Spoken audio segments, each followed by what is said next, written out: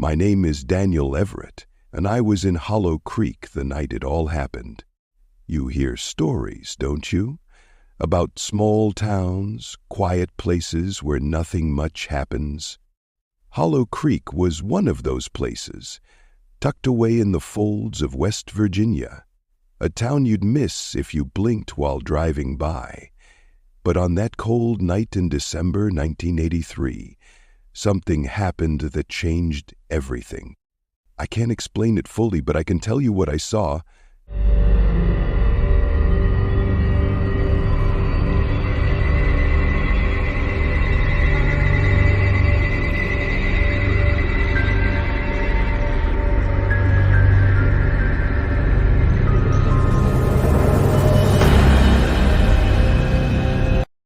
If you're a returning viewer, thank you so much for coming back. It means the world to me that you're here. And if this is your first time, welcome to the channel.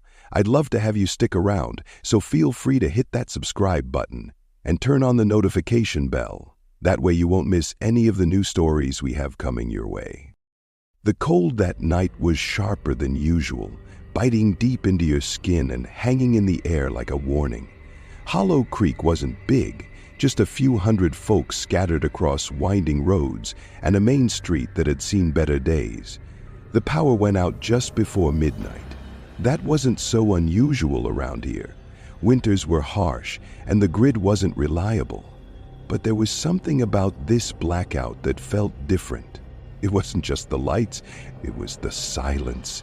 No hum from the refrigerators, no flicker of TVs through the windows, just quiet, heavy and suffocating. Then the dogs started. Every dog in town, it seemed, howling and barking like they were losing their minds.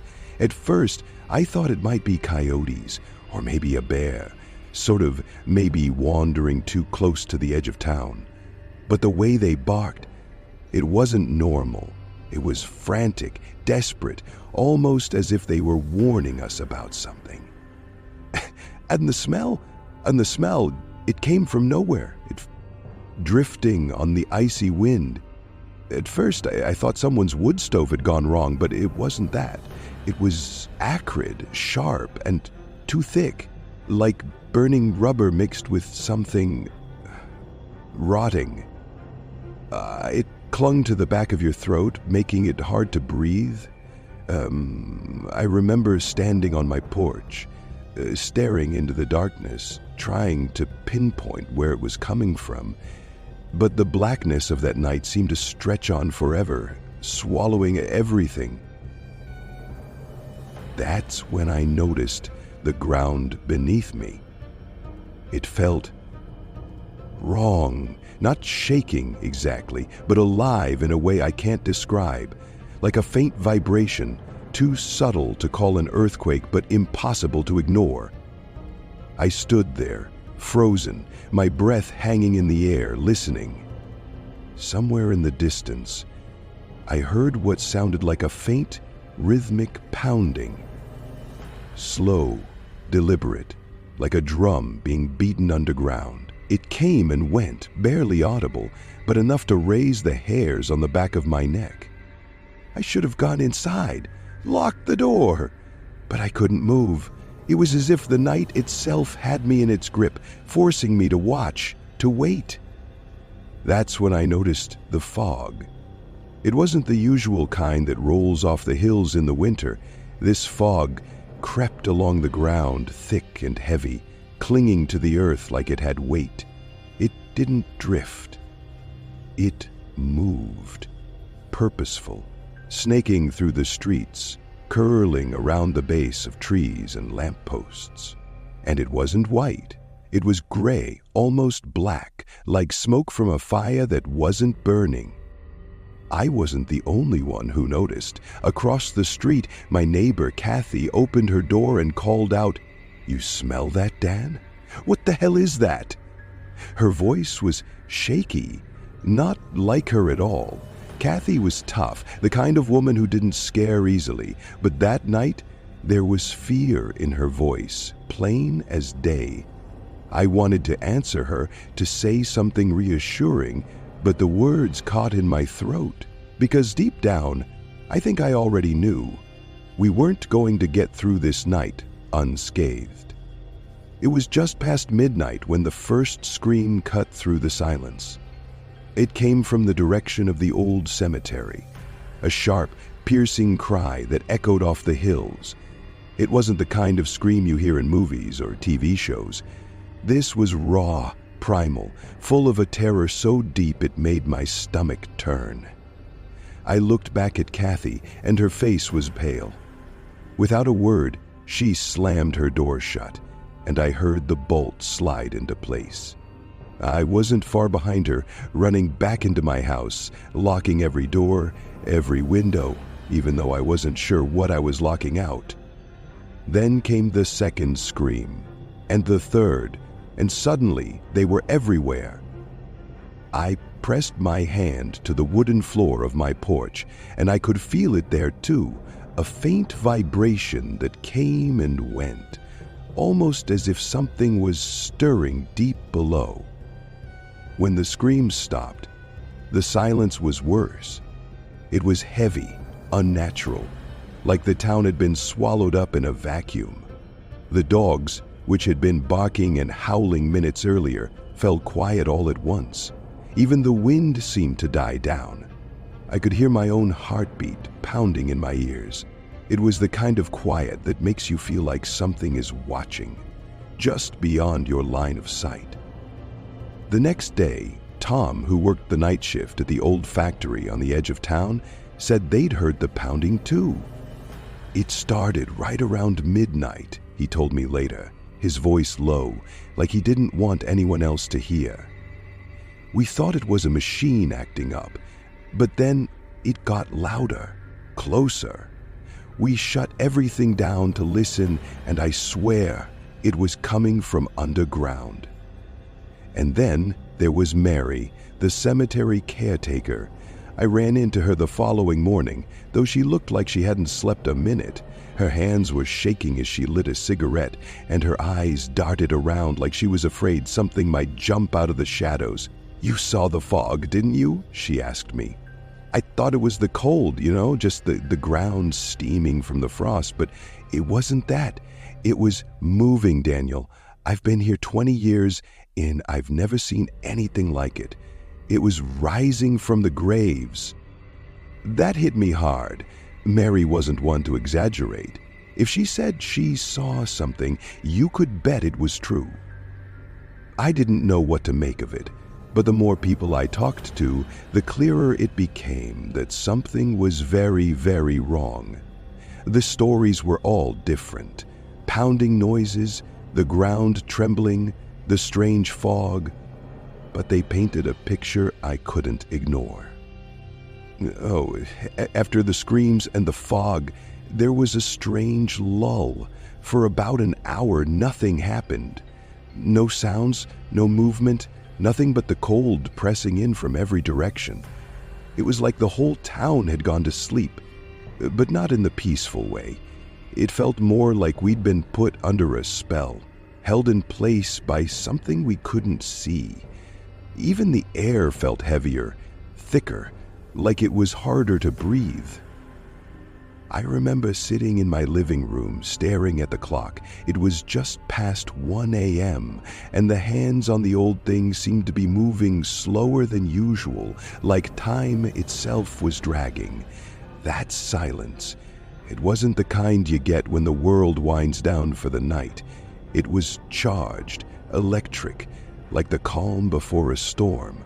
Only this wasn't a storm you could prepare for. This was something else entirely. And then, just as suddenly as the quiet began, it was broken.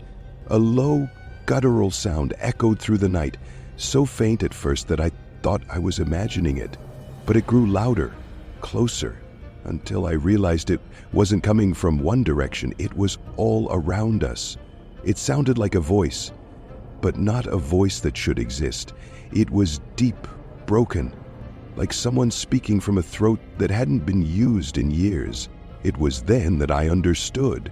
Whatever was beneath Hollow Creek wasn't staying there. It was coming up.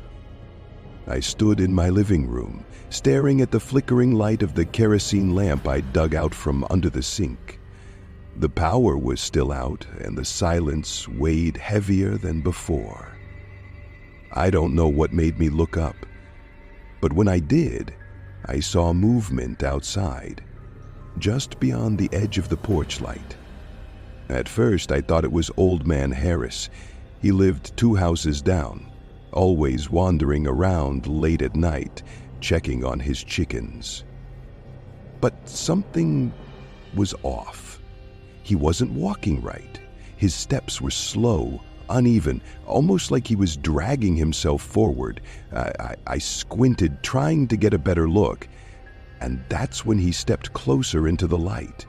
His face, half of it was gone. The skin and flesh looked like it had been torn away, leaving raw, jagged bone exposed.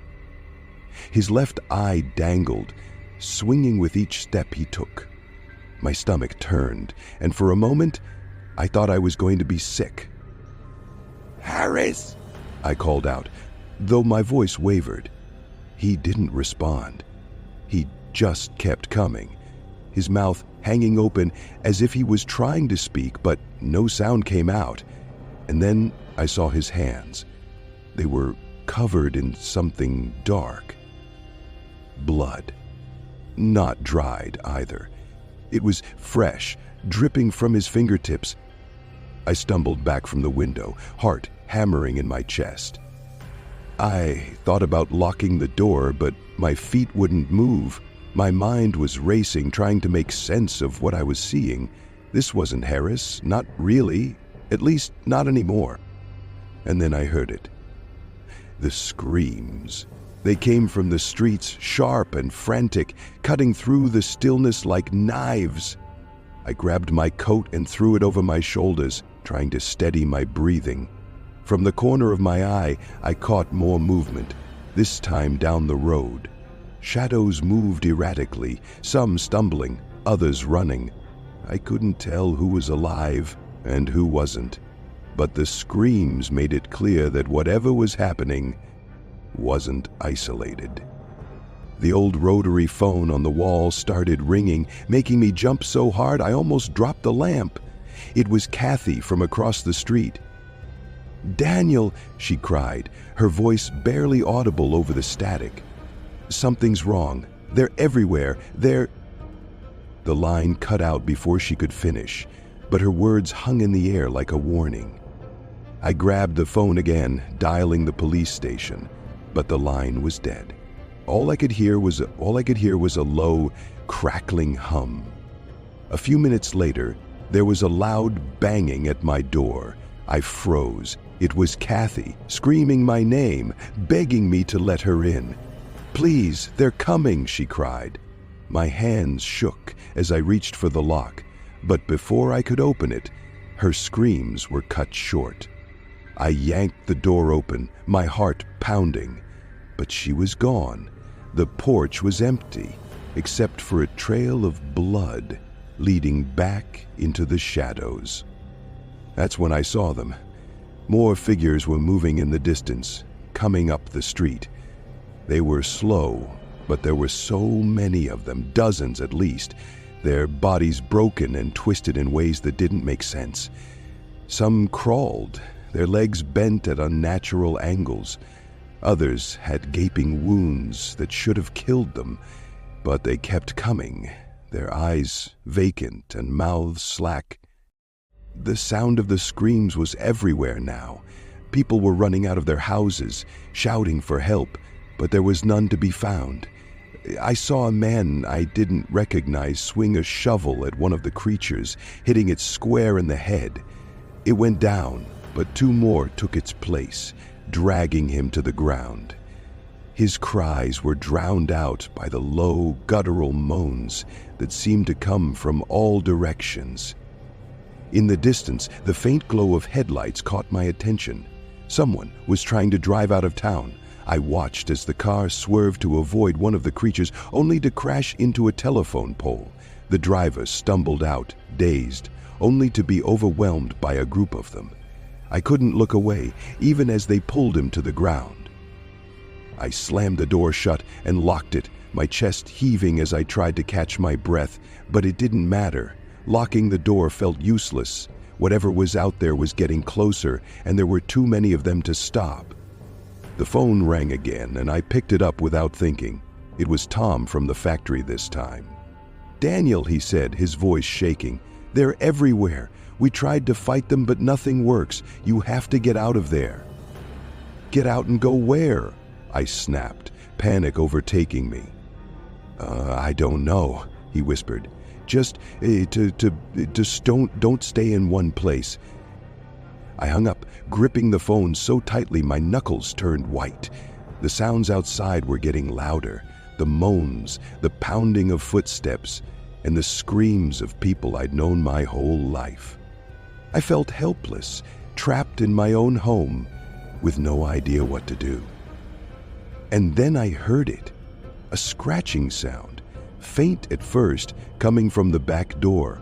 My blood turned to ice as I realized whatever was out there was trying to get in. The chaos spread faster than anyone could react. Through the cracks in my boarded-up windows, I could see people scrambling to fortify their homes. Neighbors dragged furniture in front of their doors, nailed planks across their windows, and piled anything heavy they could find against the walls. I watched one man, old Mr. Parker, swing a baseball bat wildly at something just out of sight.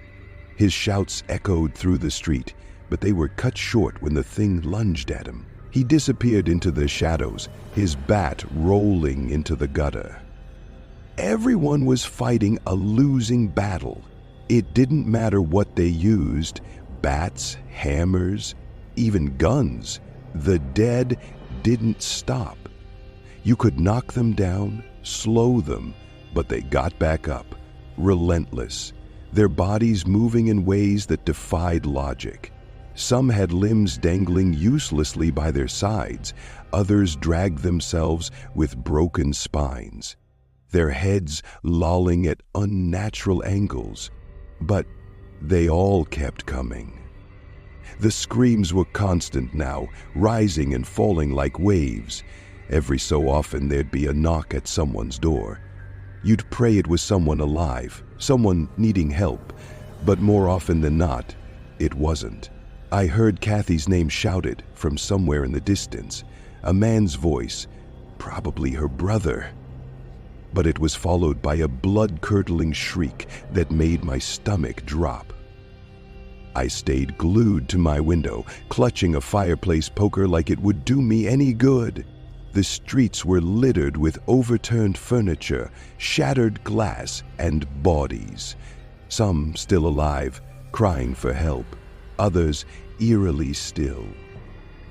A car sped down Main Street, its headlights bouncing wildly as it hit the debris.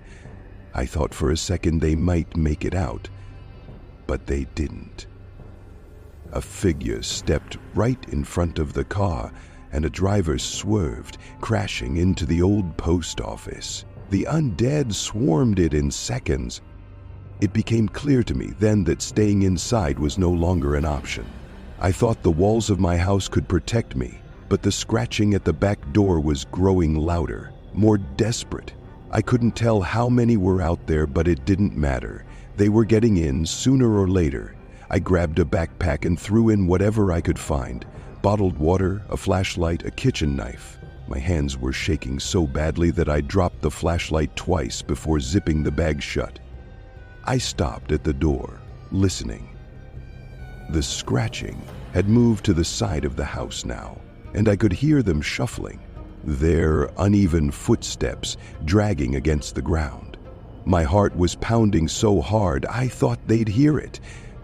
I took a deep breath, unlocked the front door as quietly as I could, and slipped out into the night. The cold hit me like a slap in the face, but I didn't have time to feel it. I ducked into the shadows, sticking close to the side of the house, my ears strained for every sound. Footsteps, moans, screams. It felt like the whole town was alive with noise, but it wasn't the kind of life you wanted to be part of. I headed toward the woods at the edge of town, figuring I'd have a better chance there than on the open streets. As I moved, I passed house after house, most of them dark and silent. In a few, I saw faint candlelight or heard muffled voices, people hiding just like I had been. But others were destroyed. Doors hung off their hinges, windows shattered, blood smeared across walls and sidewalks. At one house, I heard a woman screaming for help, her voice cutting through the night. I wanted to stop, to do something, but I couldn't. The sound of her cries mixed with the guttural groans of the undead closing in on her, and I knew I was too late. I turned away, guilt burning in my chest, and kept moving.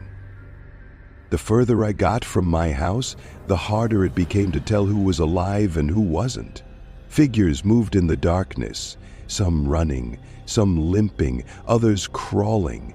Once, I thought I saw a child sitting in the middle of the road, her head tilted down as if she were crying. But as I got closer, she looked up, and her face wasn't human anymore. I backed away slowly, my breath catching in my throat, and she let out a low growl before staggering toward me. I turned and ran, my legs burning with every step. When I finally reached the edge of the woods, I collapsed behind a tree, gasping for air. My whole body was shaking, not just from the cold, but from the sheer terror of what I'd seen. I wanted to cry, to scream, to do anything to release the pressure building in my chest, but I couldn't make a sound. I sat there in the dark, clutching my backpack like it was a lifeline, listening to the chaos behind me as Hollow Creek was overrun. I didn't know where I was going or what I was going to do. All I knew was that staying in that house would have been the end of me. Now, out here in the woods, I wasn't sure if I'd survive the night either. I didn't last long on my own. The woods felt safer at first, the thick trees offering some kind of barrier between me and whatever was out there. But the further I went, the more I realized how exposed I really was. The moans of the dead carried through the cold night air. Distant at first, but getting closer. The occasional snap of a branch or crunch of leaves made my stumble twist, and I knew it wouldn't be long before I stumbled into them or they stumbled into me. That's when I saw the flashlight. It was faint, bobbing in the distance, but unmistakably human. I hesitated for a moment, unsure if I should approach. What if it was someone luring me into a trap? But then I heard voices, hushed and frantic, and I realized I didn't have a choice. If I stayed out there alone, I was dead.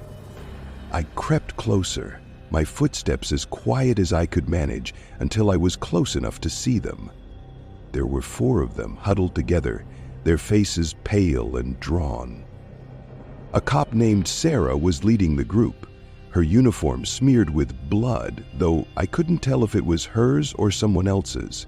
She held a shotgun tightly, her knuckles white, and her eyes darted around like she was expecting something to leap out at any moment. Beside her was Mary, the graveyard caretaker. She looked worse than I'd ever seen her, her clothes torn and her hands trembling. "It's not right," she muttered under her breath, over and over again, as if the words were the only thing keeping her grounded. Then there was a mother with a little girl clutching her leg. The woman's face was streaked with dirt and tears, her exhaustion clear in every line of her body. The little girl didn't cry or speak. She just stared blankly ahead, her small hands gripping her mother's coat. The last was a factory worker, Tom, I think his name was. He had a crowbar in one hand and a look in his eyes that mirrored what I felt, pure, unfiltered terror. He was younger than I expected, probably no older than 25, but he looked like he'd aged 10 years in the past hour. Sarah spotted me first, her shotgun snapping up in an instant. "Who are you?" she demanded, her voice sharp but shaking. I raised my hand slowly, trying to show her I wasn't a threat. "Daniel," I said, my voice cracking, I just need to get out of here." She studied me for a moment, then nodded, lowering the gun. "You stick close and keep quiet," she said. "We're heading for the old church." We moved through the town as silently as we could, staying in the alleys and shadows, avoiding the main streets where the dead were most concentrated. They moved slowly, their jerky, uneven steps making it easy to predict their movements. But there were so many of them, dozens, maybe hundreds, wandering aimlessly, their heads twitching toward any sound or movement. At one point, we passed what used to be the town's diner. The lights were still on inside, the only building in town that seemed untouched by the blackout. But through the windows, I could see them, crowded inside, pressed against the glass, their hands smeared with blood. Whatever had drawn them in there had been long gone, but they stayed, their lifeless eyes fixed on nothing, their jaws working silently. We reached the church just before dawn. It was an old stone building on the edge of town, its doors heavy and reinforced. Sarah had the keys, and we slipped inside quickly, bolting the doors behind us. For the first time all night, I felt a shred of relief. The walls were thick, the windows high and narrow. It felt like we could finally catch our breath. But the relief didn't last. It started with a low moan, faint but unmistakable, coming from outside. Then another, louder, closer. Mary pressed her ear to the wall, her face going pale. "They know we're here," she whispered. Before we could react, the first window shattered, glass rained down as an arm, mangled and bloodied, reached through, clawing at the air. Sarah fired her shotgun, the deafening blast echoing through the church, but it was too late. More windows shattered, and the dead began pouring in. Panic erupted. Tom swung his crowbar, taking out one of the creatures as it lunged for him, but another grabbed his arm, dragging him down. The mother screamed, clutching her daughter, as Sarah fired round after round, trying to hold them back. I grabbed Mary, pulling her toward the back of the church. "We have to move," I shouted, my voice barely audible over the chaos. We ran for the side door, the little girl and her mother close behind us. Sarah stayed back, firing until her shotgun clicked empty. I don't know if she made it out. I didn't have time to look back. When we burst through the door into the freezing dawn, the cold air hit me like a slap. The church was overrun. We didn't have a plan, just the desperate hope that we could outrun them. The dead were everywhere, their moans filling the air as we disappeared into the shadows, running for our lives. We ran without stopping, lungs burning and legs trembling, until the church was far behind us. The mother, her name was Ellen, I learned, held her daughter close, whispering reassurances that neither of them seemed to believe. Mary muttered under her breath the same words over and over. A prayer, or maybe just a desperate attempt to stay grounded. The rest of us moved in silence, too afraid to slow down. "I was Ellen who brought up the mine first. Why aren't they out there?" she asked, pointing toward the hills in the distance. Even in the faint light of dawn, the old coal mine loomed like a dark scar against the landscape. "That's where we should go," Sarah had told us before we lost her. "I noticed something last night. The dead. They don't go near it." She hadn't explained further, but the way she said it had stuck with me. We didn't have any other options. The town was gone. If there was even a slim chance the mine could give us shelter, we had to take it. The journey there was like moving through a nightmare. The road to the mine was littered with debris, overturned cars, shattered glass, and the bodies of people who hadn't made it. Some of the dead were in pieces, their remains sprawled across the pavement.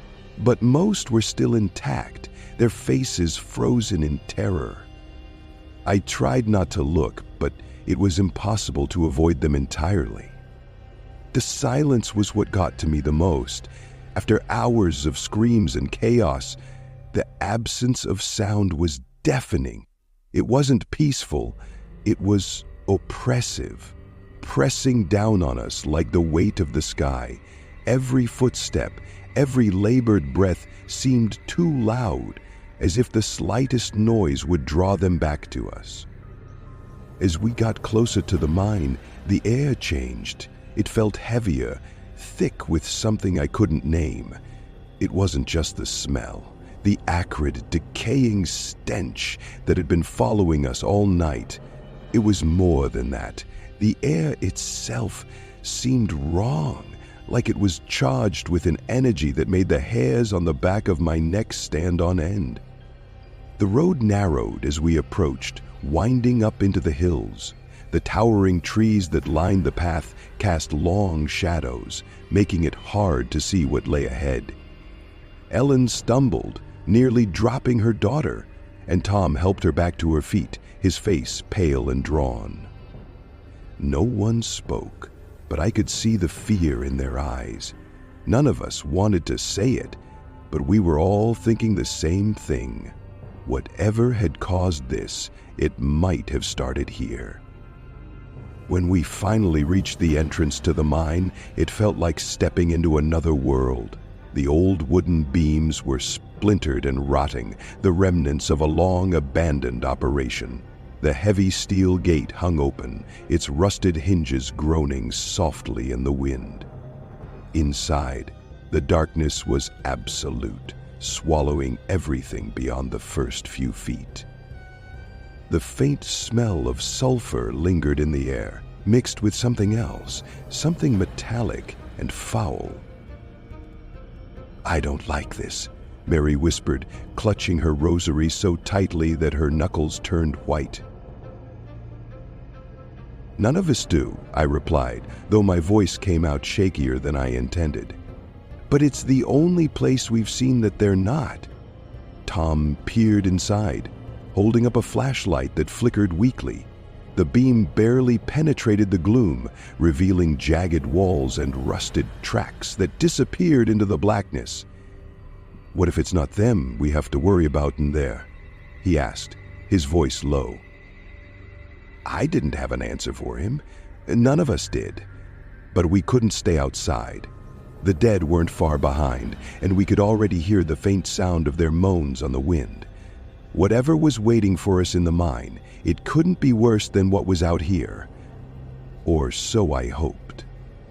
As we stepped inside, the temperature dropped sharply, the chill seeping into my bones. The air felt thicker, harder to breathe, and every step echoed unnaturally, as if the mine were alive and listening. I could feel the weight of the earth pressing down above us, the crushing realization that we were walking into the unknown. The further we went, the more I couldn't shake the feeling that we weren't alone. It wasn't just the mine's oppressive atmosphere or the sounds of our footsteps bouncing back at us. It was something deeper, a sense of being watched by eyes we couldn't see. Ellen's daughter clung to her mother's leg, her wide eyes darting around the shadows. "Mommy," she whispered, her voice trembling. "I don't like it here." "Neither do I," Ellen replied softly, pulling her closer. We reached a large chamber, the remnants of old equipment scattered across the floor. The track split into several tunnels, each one darker than the last. The flashlight barely illuminated anything beyond a few feet, and the air seemed to hum with an unnatural energy. I didn't want to admit it, but Tom was right. Something about this place felt worse than anything we'd faced outside. Whatever had started this nightmare might not have been outside in the town. It might have been buried here all along. And now we were trapped in its heart. The hours dragged on in the mine, each second stretching into eternity. The darkness was suffocating, the air thick with dust and fear. None of us spoke much after we settled into a narrow alcove, trying to stay as far from the open tunnels as possible. Every creak of the wooden beams, every drip of water echoing through the cavern, made my heart lurch. I couldn't tell if it was safer in there or if we'd made a mistake we couldn't undo. When the first faint light of dawn filtered through the cracks in the mine's entrance, it was like waking from a nightmare, only the nightmare wasn't over. I didn't want to leave the fragile safety of the mine, but we couldn't stay there forever. The others seemed to be thinking the same thing. One by one, we crept toward the entrance, hesitant but drawn by the faint glow of daylight. The scene outside was almost worse than the chaos of the night before. The dead were still there, but they weren't moving. As the sun broke over the hills, they collapsed where they stood, like puppets with their strings cut. Some slumped forward, their bodies crumpling to the ground. Others simply froze mid-step, their heads lolling to the side, lifeless. It should have been a relief, but it wasn't. The stillness felt wrong, unnatural, like we were waiting for something worse to happen. The town was unrecognizable. Where there had once been quiet streets and modest homes, there was now a landscape of destruction. Windows shattered, cars overturned, doors ripped from their hinges. Blood stained the sidewalks and walls, dark streaks that told stories I didn't want to imagine. Bodies, both the living who hadn't survived and the dead who had terrorized them, were scattered everywhere, their twisted forms caught in grotesque poses. Ellen gasped as we stepped into the light, clutching her daughter tighter. "Oh my God," she whispered, her voice barely audible. The little girl buried her face in her mother's coat, too young to fully understand what she was seeing, but smart enough to know it was bad. Mary was silent, her lips moving in a prayer I couldn't hear. She looked worse than ever, her face pale and drawn, her eyes sunken. Tom just stared, his crowbar hanging loosely at his side. For the first time, he looked completely lost, like he didn't know how to process the carnage around us.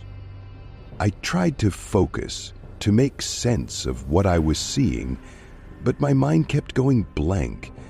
All I could think was that Hollow Creek was gone. Not just the buildings and the streets, but the life, the people, the sense of safety that small towns like this were supposed to have. It was all gone, wiped out in a single unimaginable night. As we stood there, trying to understand the devastation, I noticed something in the distance. At first, I thought it was just a trick of the light, but then I realized what it was. Smoke. A thin, dark plume rising from the horizon, far beyond the town. My stomach twisted as I stared at it. It wasn't over. Whatever had happened here wasn't isolated. "We need to move," I said, my voice barely steady. "Whatever this is, it's not done." Tom nodded slowly, his face pale. "If it's spread to another town—" "It already has," I interrupted, pointing to the smoke. Ellen started crying softly, holding her daughter close, and Mary crossed herself, her prayer turning into a low, desperate whisper. We didn't have a plan. We didn't know where to go or what we'd find when we got there. All we knew was that Hollow Creek was just the beginning. Whatever had unleashed this horror wasn't stopping here. It was moving, spreading, consuming everything in its path. As we turned away from the wreckage of our town, I couldn't help but glance back one last time. The sun was higher now, casting long shadows over the crumpled bodies and shattered homes. For a moment, everything was still, like the town itself was holding its breath. But deep down I knew the silence wouldn't last. It never did. They called it a gas leak. That's what the officials said when they finally arrived in Hollow Creek days later. A freak event caused by the old mines, an explosion that released toxic fumes. It was easier for them to explain it that way, easier to dismiss the screams, the destruction, and the things we saw that night. But we knew better.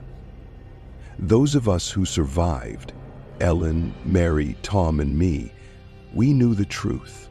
Gas doesn't make the dead get up and walk. It doesn't make bodies move long after life has left them. And it sure as hell doesn't explain the way the air felt, like something ancient and malevolent had been unleashed. The town never recovered. Hollow Creek became one of those ghost stories people tell to scare each other, a whispered legend about a night when everything went wrong. Most of the bodies were buried quickly, quietly, without ceremony. Officials claimed they were contaminated, but we knew it was because no one wanted to risk seeing them move again. The mine was sealed, the entrances welded shut, and the whole area declared off limits. It didn't matter, the damage was already done. They told us to move on, to rebuild, to forget. But forgetting isn't something you can do when you've seen what I've seen, when you've heard the screams of your neighbors, when you've watched people you've known your whole life be torn apart. Or worse, become something that tears others apart. Forgetting isn't possible when you've looked into the hollow, empty eyes of the dead and seen them staring back at you. I still don't sleep well. Every so often I feel the ground shift beneath me, subtle and faint, but enough to bring it all rushing back. The screams, the shadows, the pounding from deep underground. It's always there, just beneath the surface, waiting. And every time it happens, I wonder if this time it'll start again, if whatever caused that night in Hollow Creek wasn't finished. If it does happen again, will we be ready? I don't think we will be. How could we be? The dead don't belong in this world, but somehow that night they found their way back. And as much as I try to tell myself it's over, that it was a one-time thing, I can't shake the feeling that it wasn't. I can't shake the feeling that it's only a matter of time before the ground shifts again and they come back. And when they do, I wonder if any of us will be left to tell the story.